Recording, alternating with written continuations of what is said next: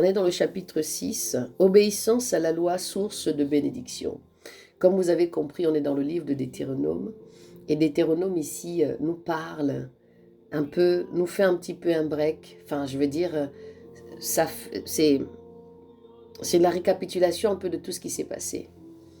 Depuis la Genèse, depuis l'Exode, depuis Lévitique, depuis Nombre.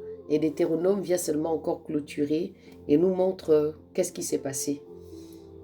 Ça nous fait, c'est comme une conclusion. Voilà, pour moi, c'est comme ça que je vois ça. C'est comme une conclusion. On sait que Moïse ne va pas rentrer dans la ville où coule le lait et le miel à Canaan, mais il va donner des instructions. Et puis, il continue toujours à expliquer certaines choses. Et c'est ce que le Seigneur fait aussi avec nous dans la marche que nous faisons. Obéissance à la loi, source de bénédiction. Voici les commandements, les lois et les ordonnances que Yahweh, votre Dieu, m'a ordonné de vous enseigner, afin que vous les pratiquiez dans le pays dans lequel vous allez passer pour le posséder, afin que tu craignes Yahweh ton Dieu, en gardant durant tous les jours de la vie, toi, ton fils et le fils de ton fils, toutes ces lois et ces commandements que je t'ordonne, pour que tes jours soient prolongés. Tu les écouteras donc, ô Israël, et tu auras soin de les mettre en pratique, afin que tu sois heureux, et que vous vous multipliez sur la terre, où coule le lait et le miel. Comme Yahweh, le Dieu de tes pères, l'a dit, écoute Israël, Yahweh notre Dieu, Yahweh est un. Le Shema Israël. Tu aimeras donc Yahweh ton Dieu de tout ton cœur, de toute ton âme et de toute ta force. Ah là là, je vais répéter ça. Et c'est ça que nous parlons à l'instant. Et c'est ce que j'ai parlé en fait samedi, d'aimer Dieu. Vous savez, moi, quand on m'a dit, quand je me suis convertie, qu'il fallait que j'aime Dieu, je me suis dit, c'est improbable. Comment je vais aimer quelqu'un que je ne vois pas? À quel moment je vais manifester l'amour de Dieu? À quel moment je vais dire, oui Seigneur, je t'aime? À quel moment? C'est la folie de dire à quelqu'un que tu ne vois pas que tu l'aimes. Mais en fait, le Seigneur nous fait comprendre qu'il est là. Et il a sa façon à lui de manifester sa présence. Sans pour autant que tu dises, ah mais non, mais je ne le ressens pas. Il y a des gens qui aiment dire, oh je veux ressentir Dieu. Mais tu veux le ressentir pourquoi? Le Seigneur, le Saint-Esprit qui nous a donné, c'est dans la conversion. Ou bien même quand tu n'es pas converti, il va venir à toi, il va se révéler. Ce qu'on appelle la révélation, la parole révélatrice. Parce qu'il y a des gens qui ne cherchent pas Dieu, mais Dieu vient se révéler à eux. Et ça, c'est ce que moi j'ai vécu. Moi, je n'ai pas cherché Yahweh. Jamais. Mais à un moment donné, il est venu. Parce que les gens ont commencé à parler de lui. J'ai commencé à m'intéresser, mais très vaguement, quoi. Ah, parce que j'avais une amie qui me tirait tout le temps. Oui, mais allons, on va aller. Mon père est pasteur, et patati et patata. Et finalement, point d'interrogation, quoi. C'est quand j'ai commencé à rêver. C'est quand il a commencé à venir me chercher dans les songes. C'est là où j'ai commencé à me poser la question. Mais sinon, non. Sinon, non. Il va chercher celui qui ne le connaît pas. Il va commencer à mettre il va commencer à l'interpeller la personne. La nouvelle naissance. La nouvelle naissance. Je relis encore ici. C'est le verset 4 du chapitre 6. Écoute Yahweh, à partir voilà, du chapitre 4. Écoute Yahweh, écoute Israël, Yahweh, notre Dieu, Yahweh est un. Et le verset 5, tu aimeras donc Yahweh ton Dieu de tout ton cœur, de toute ton âme et de toute ta force. Voici le message de ce matin. L'amour de Dieu, encore une fois. La loi de Yahweh doit être enseignée aux enfants. Donc vous avez lu, non? Vous avez lu?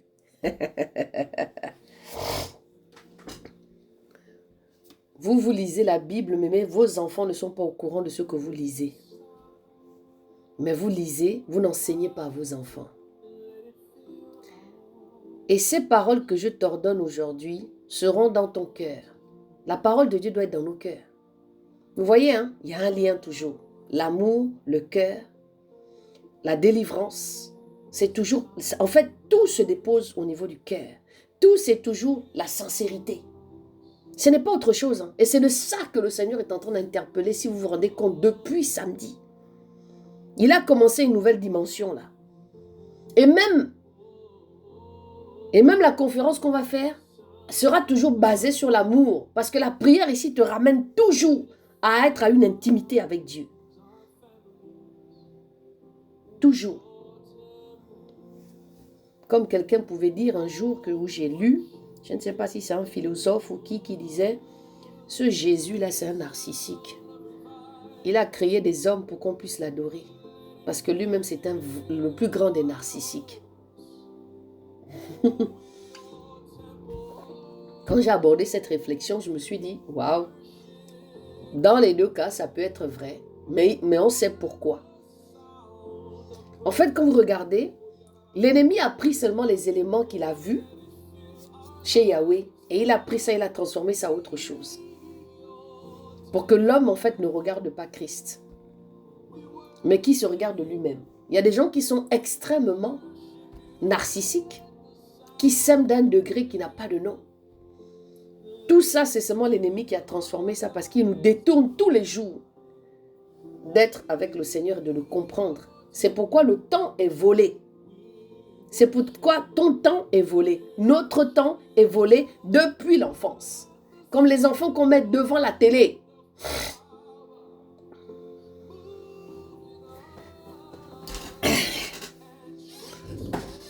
Oui, c'est un genre de narcissisme. Mais il ne faut pas s'arrêter là. Il faut aller un peu plus loin. Parce qu'il est Dieu. Donc vous vous rendez compte que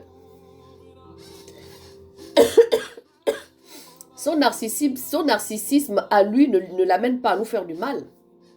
Il est Dieu. Il fait ce qu'il veut. Donc moi, la partie là, je ne cherche pas. Parce que c'est comme ça. Tu les enseigneras soigneusement. Et ces paroles que je t'ordonne aujourd'hui seront dans ton cœur. Mais aujourd'hui, là, quand on se sépare, la parole que je suis en train de lâcher, là, ça va où? Est-ce que ça va dans vos cœurs? Ou bien ça va se planter quelque part? Ou bien on prend, ça ne rentre pas dans vos cœurs? Vous savez, j'aimerais vous expliquer quelque chose des fois. Ça peut des fois être un peu bizarre, mais c'est comme ça. Vous savez, des fois, il y a la parole quand on la ressent. Vous savez, la parole, elle vit. Elle vit la parole dans l'esprit. Donc, des fois, la parole peut arriver à vous comme ça. Tout ce que vous faites, votre réflexion, votre réaction, la manière dont vous allez réfléchir, vous avez deux choses que vous allez faire. Soit vous allez rejeter ce que vous allez entendre, ou bien vous allez l'accepter. Celui qui accepte, c'est celui qui déjà va commencer à expérimenter la parole. Mais celui qui n'accepte pas, il va la rejeter. Donc, c'est-à-dire que dans l'esprit, tu n'as pas reçu la parole. Moi, par exemple, je n'écoute pas tout. Il y a des choses que j'écoute, que je prends, parce que dans mon esprit, c'est comme si, en fait, j'avais plein de choses à côté de moi. Je vais entendre une parole, parce que des fois, moi, quand j'écoute, je vais être peut-être assise tranquillement, comme d'habitude, hein, assise tranquillement dans mon canapé, ou bien je vais être en train de faire la vaisselle, et puis je vais commencer à écouter, mais je ne prends pas tout. C'est comme si dans mon esprit, les choses vont se trier. La parole va se trier. C'est comme si vous allez dans une poubelle, hein. Vous ouvrez la poubelle, ou bien vous faites un tri de vêtements ou autre chose, et puis vous allez prendre ce qui sera intéressant pour vous, et ce que vous ne voulez plus, vous allez jeter. Et c'est pareil pour la parole de Dieu. On n'écoute pas tout. On n'écoute pas tout. Quand je dis parole de Dieu, je dis par exemple, tu es en train d'écouter quelque chose, tu ne vas pas tout avaler. Quand tu commences à avaler, c'est que tu as déjà accepté quelque chose. Dieu nous a donné la capacité là. C'est pourquoi la Bible dit que on doit l'adorer en esprit d'abord et en vérité. Tout ce que nous voyons physiquement là, c'est d'abord la réalité de ce qui est dans l'esprit. Parce que c'est dans l'esprit que les choses se font. Quand tu commences à manger la nuit là, c'est dans l'esprit qu'on commence à t'attaquer. Quand tu commences à voir un homme de nuit qui commence à venir te caresser la nuit là, c'est d'abord la nuit que ça se passe. Quand le démon là va commencer à venir. Mais un homme de nuit vient comment? Il vient quand tu commences à ouvrir toi-même des portes, où tu commences à rentrer dans la masturbation, où tu commences à avoir des pensées impures. Donc tu commences à cultiver ces pensées-là. Et une fois que tu prends les pensées, tu les cultives, tu commences à les manifester maintenant. Donc tu commences à regarder des films, tu commences à ouvrir tes yeux et tu commences à faire ça, tu rentres ça dans ton subconscient. Et c'est comme si tu commences à faire rentrer un esprit qui commence à rentrer chez toi. Parce que tu lui laisses la porte. C'est pourquoi faites attention à ce que vous dites. Faites attention à ce que vous voulez recevoir. Faites attention à ce que vous voulez entendre. Vous savez, je vous ai déjà dit, on est comme une éponge. L'homme est comme une éponge. Ouvrez bien vos oreilles à ce que vous êtes en train d'entendre parce que le Seigneur va vous faire manger quelque chose là ce matin. Parce qu'il sent que vous êtes capable d'écouter.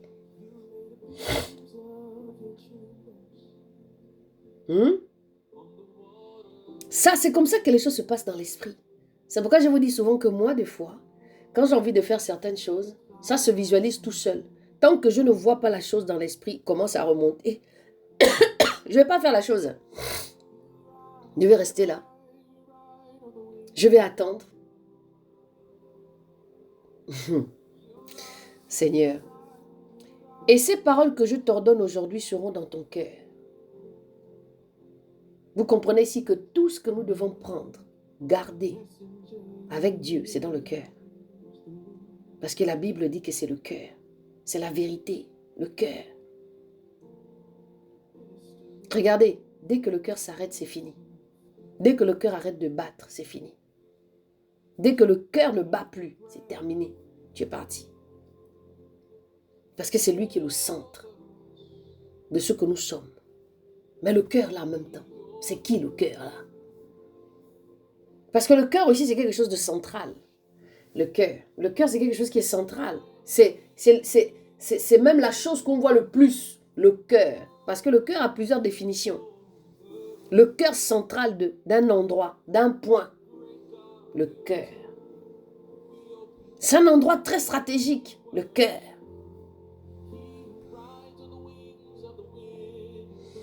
Tu les enseigneras soigneusement. Non. Oui, tu les enseigneras soigneusement à tes enfants. Et tu en parleras quand tu te tiendras dans ta maison. Quand tu iras en voyage. Quand tu te coucheras. Et quand tu te lèveras. Et tu les lieras comme un signe sur tes mains. Et elles seront comme des frontaux entre tes yeux. Tu les écriras aussi sur des poteaux de ta maison et sur tes portes. Yahweh ton Dieu te fera entrer dans le pays qu'il a juré à tes pères, Abraham, Isaac et Jacob. De te donner, tu posséderas de grandes et bonnes villes que tu n'as point bâties. C'est ce que je vous dis tout le temps. La Bible dit, cherchez premièrement le royaume des cieux et sa justice, et tout le reste vous sera donné. Vous savez, moi j'expérimente aujourd'hui la parole. C'est-à-dire que c'est que le Seigneur dit là. À un moment donné, tu dois t'asseoir. Et tu dois dire, mais attends, tu as dit telle chose. C'est-à-dire de prendre conscience de ce que tu lis. Ce que Dieu dit là, c'est pas faux. Hein? Regardez ce qu'il dit ici. Tu posséderas de grandes et bonnes villes que tu n'as point bâties. Des maisons pleines de toutes sortes de biens que tu n'as point remplis. Des puits creusés que tu n'as point creusés, des vignes et des oliviers que tu n'as point plantés. Tu mangeras et tu te rassasieras. Oh, qui me dit amen ici? Qui me dit amen? Qui me dit amen sur YouTube? Amen. Ah là là. Amen. Waouh. Waouh, waouh, waouh, waouh. Anaïs, tu veux dire quoi? Faut parler vite. Hein. Oui, rapidement, Tata. Moi, c'est le seul verset sur lequel j'ai bugué et bugué. Ça m'a juste tout simplement rappelé le royaume des cieux, ce qu'il nous a promis. Amen, amen, amen. Voilà ce qu'il dit. Il dit, on va se rassasier. Mais maintenant, quand vous lisez la Bible, ou bien quand vous avez vos petits problèmes là, la Bible là que vous voyez, c'est le centre même de ce que nous sommes. C'est-à-dire que ça nous donne la force. En tout cas, moi aujourd'hui, quand je lis la Bible, ça me donne la force. Ça me rend forte comme ça. Je me dis non. S'il a dit ça, c'est que c'est vrai. C'est pourquoi un chrétien là, hein, si Dieu lui met dans la misère, c'est parce que Dieu veut l'enseigner quelque chose. Il y en a parmi nous qui avaient des plans. Il y en a parmi nous qui voulaient être des entrepreneurs. Il y en a qui voulaient apprendre à l'école, avoir des bacs plus pour montrer que voilà. Il y en a qui avaient envie de devenir, je ne sais pas moi, j'en sais rien, des avocats avec des plans, avec des projets. Et puis Dieu vient te sortir d'une vision que toi-même tu as créée là. Parce que ce n'est pas là-bas il veut te voir. Mais tu vas te battre parce que tu te dis non, non, non, non, non. Moi c'est ce que je vais faire parce que moi j'ai un plan bien tracé de ma vie, bien déterminé. Et puis le Seigneur vient et puis casse ça. Tu habiteras dans une maison que tu n'as pas bâtie. Je reçois cette parole. Toi-même, tu sais pourquoi tu la reçois. Est-ce que vous comprenez un peu? La Bible dit, la Bible dit, cherchez premièrement le royaume des cieux et sa justice, et tout le reste vous sera donné. Voici la métaphore. La métaphore, c'est que tu crois en Jésus. Et puis maintenant, lui, il commence maintenant à t'ouvrir, il commence maintenant à renouveler une intelligence chez toi pour pouvoir maintenant te positionner. Et logiquement, le Seigneur te donne la paix dans ton cœur. Logiquement, le Seigneur t'apaise. Logiquement, le Seigneur te renouvelle. Les choses que tu ne faisais pas là, il va mettre ça en toi. Et il va te donner les choses selon comment lui il veut.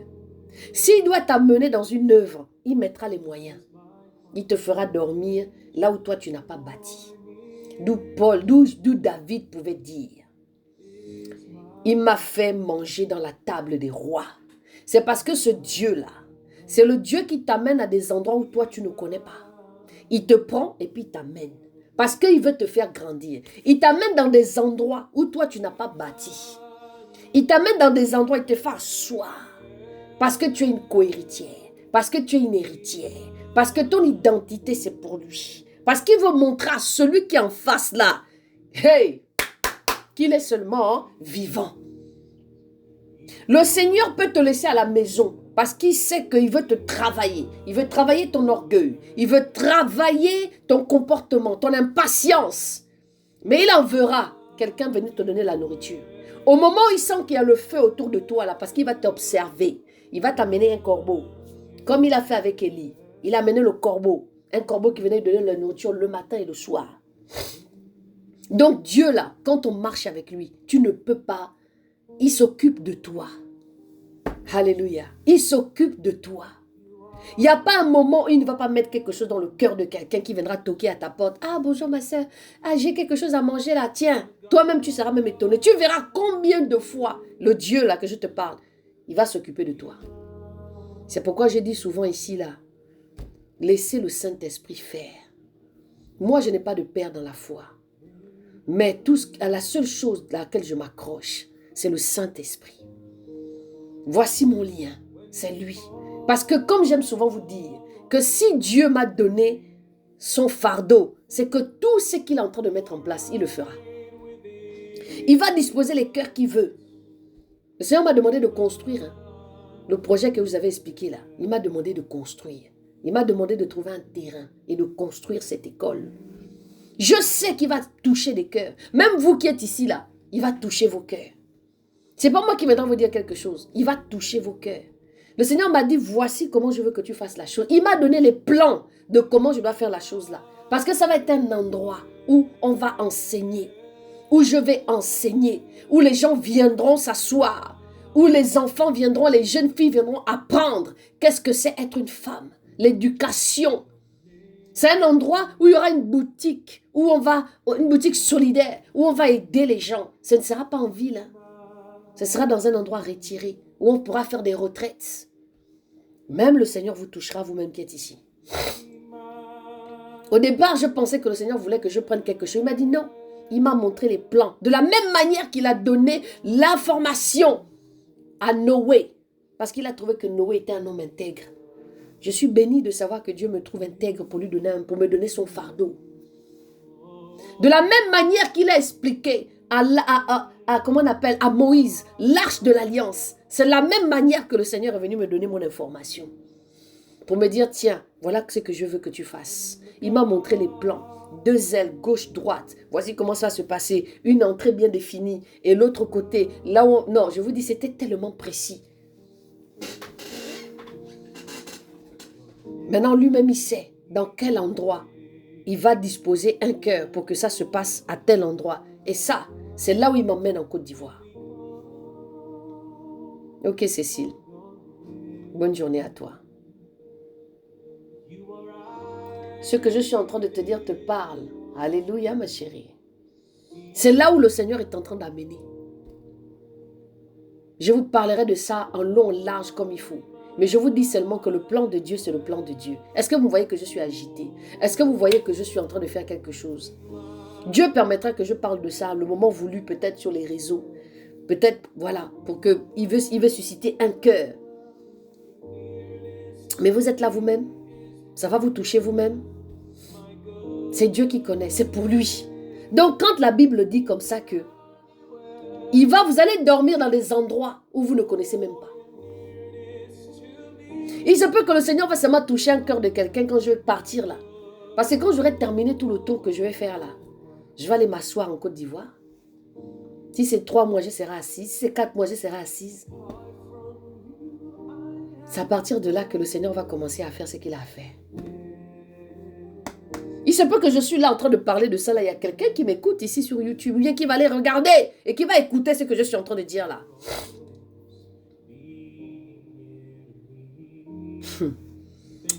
Ah là là.